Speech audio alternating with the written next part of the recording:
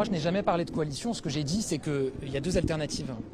Il y a les pleins pouvoirs entre les mains d'un gouvernement d'extrême droite du Rassemblement national ou le pouvoir au Parlement. Dans un Parlement qui sera pluriel, c'est ce que j'ai dit, où différents groupes seront représentés.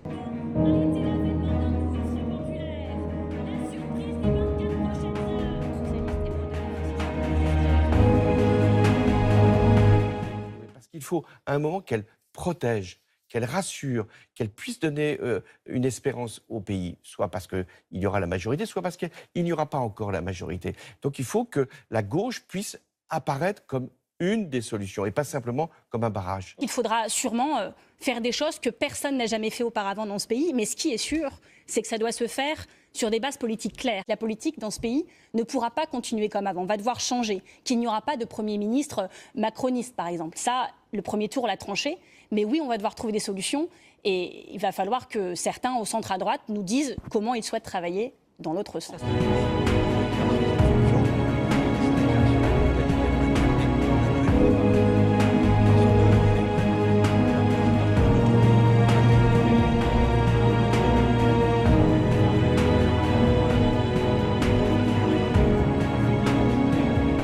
Une alliance un peu contre nature entre M. Mélenchon et Emmanuel Macron qui est très surprenante. Moi, j'avoue que je suis assez surpris de voir un président de la République venir au secours d'une mouvance d'extrême gauche violente qui appelle à l'insurrection, qui veut, envers et contre tout, organiser le désordre dans la société française. Et puis de l'autre, je vois M. Mélenchon appeler ses candidats à se retirer pour soutenir les candidats d'Emmanuel Macron.